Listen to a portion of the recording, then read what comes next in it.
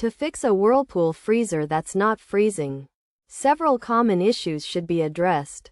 Inappropriate setting controls, poor airflow due to over-congestion and frost buildup, and dirty condenser coils are typical reasons for this problem.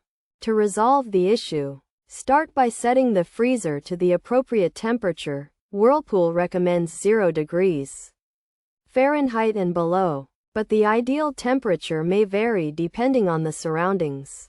Next, decongest and defrost the freezer by clearing out the shelves to maximize airflow and storing only as many items as the shelf size allows.